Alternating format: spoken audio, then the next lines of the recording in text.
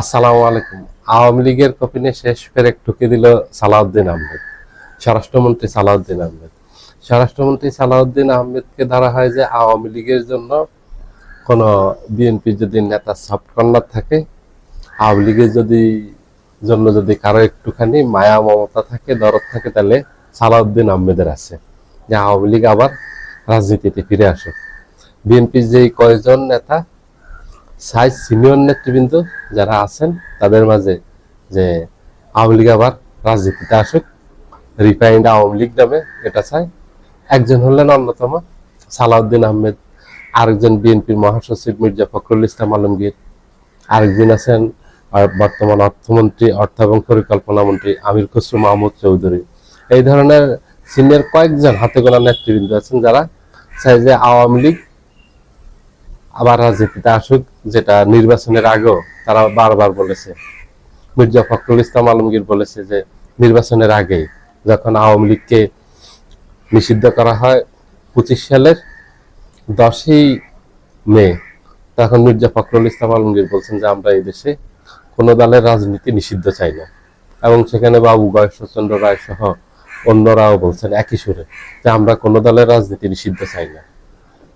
তা সেখান থেকে এখন বিএনপি পুরো পল্টে নিয়েছে আওয়ামী লীগের সাথে, এবং এখন সবাই মির্জা ফখরুল ইসলাম আলমগীর, সালাউদ্দিন আহমেদ, আমির খসরু মাহমুদ চৌধুরী, গয়েশ্বরচন্দ্র রায় সহ সবাই এখন আওয়ামী লীগের যেন রাজনীতিতে ফিরে আসতে না পারে সেই পথটাই এখন বন্ধ করে দিলেন।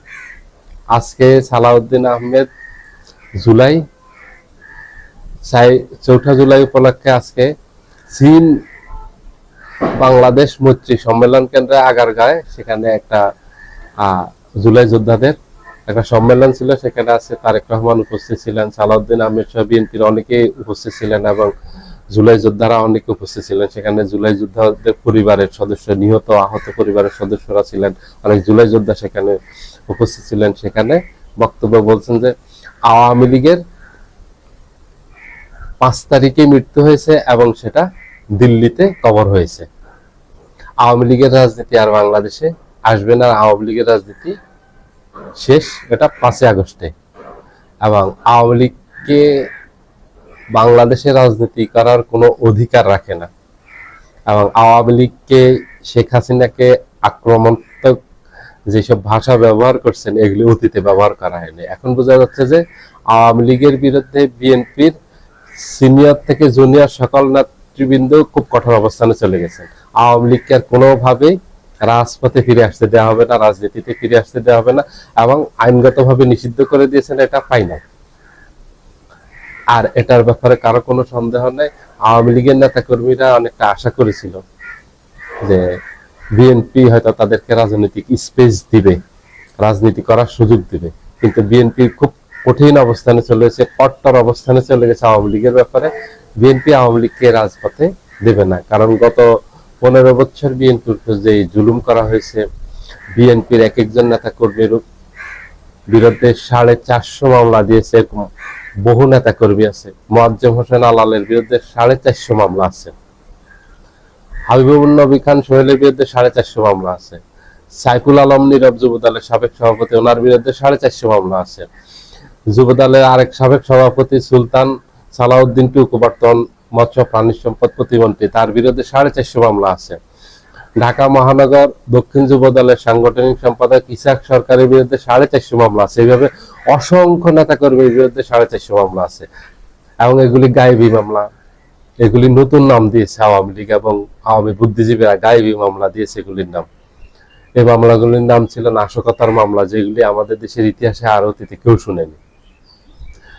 কোন লোক বাংলাদেশে নেই, তার নামে এখানে গায়েবী মামলা হয়ে গেছে, এই জন্য এই মামলাগুলিকে বলা হয় গায়েবী মামলা। এটি গায়েবের থেকে আসছে এই মামলাগুলি, যার কোনো অস্তিত্ব নেই। কেউ আমেরিকাতে, কেউ জাপানে, কেউ প্যারিসে, কেউ টোকিওতে, কেউ নিউ ইয়র্কে, কেউ আছে লন্ডনে, তার বিরুদ্ধে বাংলাদেশে মামলা হয়ে গেছে, যে এই মামলার সাথেও জড়িত ও ষড়যন্ত্র করছে বসে এই এখানে নাশকতা করার, এখানে সরকারকে অস্থিতিশীল করার, সরকারকে উৎখাত করার এই ষড়যন্ত্র।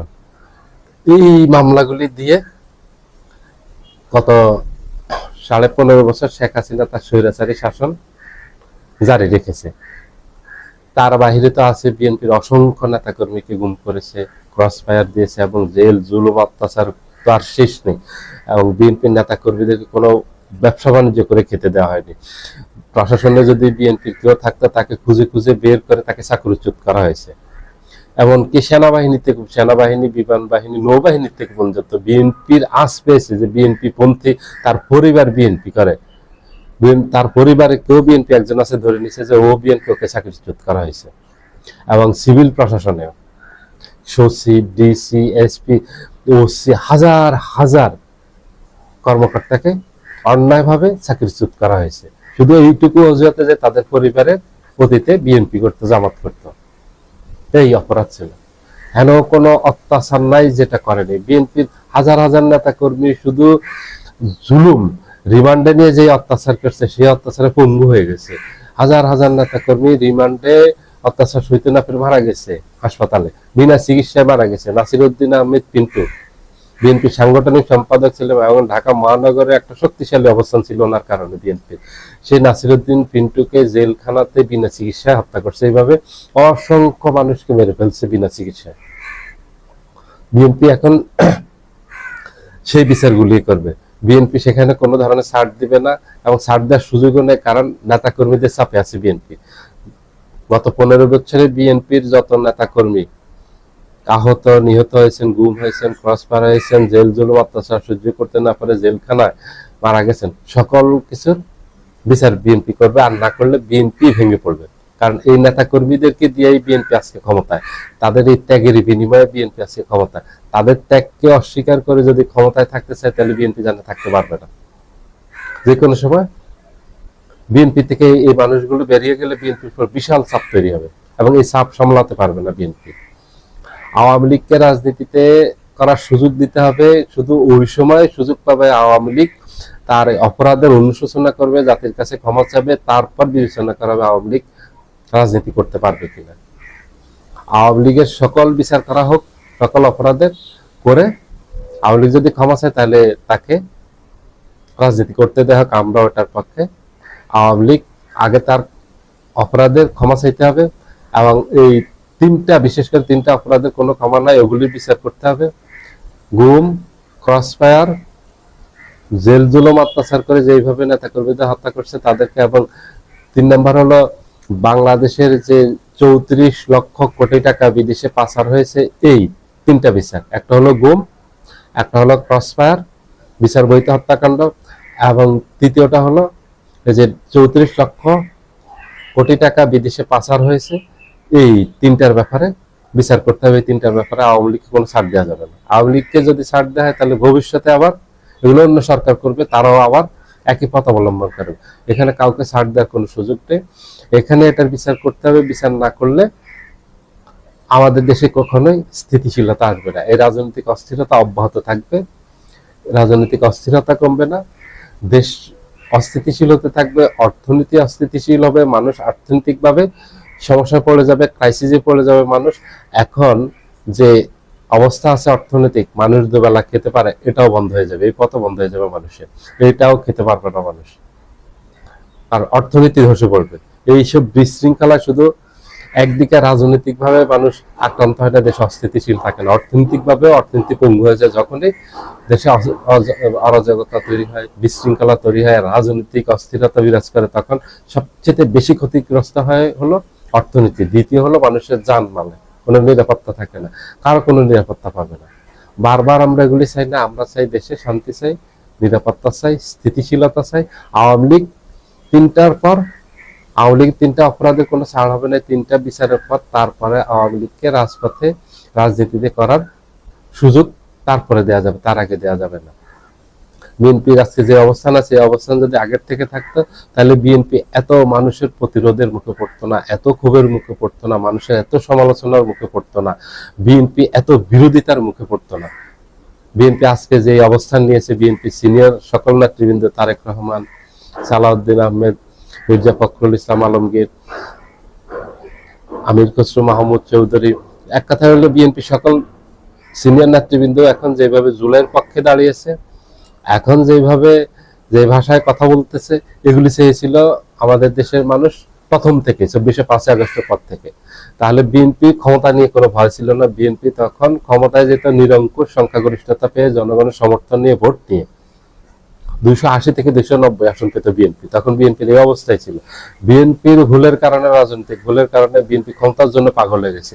এটাই মেনে নিতে পারেনি সাধারণ মানুষ, যে একটা পরিবর্তন হয়েছে, পরিবর্তনের পর দেশে একটা সংস্কার হোক, সংস্কারের পর পরিস্থিতি স্বাভাবিক হোক, তার স্বাভাবিক সময় একটা নির্বাচন দিবে। নির্বাচনের জন্য তো একটা পরিবেশ প্রয়োজন। এবং 5 আগস্টের পর বিএনপি যেভাবে নির্বাচন চেয়েছে, এইভাবে একটা বোকাও এই দেশে নির্বাচন চাইতো না। বিএনপি যেভাবে চেয়েছে, এই জন্য মানুষ ক্ষোভে পেটে পড়ছে। কারণ তখন কোনো প্রশাসনই ছিল না, পুলিশ ছিল না। পুলিশ ছিল না 4 মাসের উপর।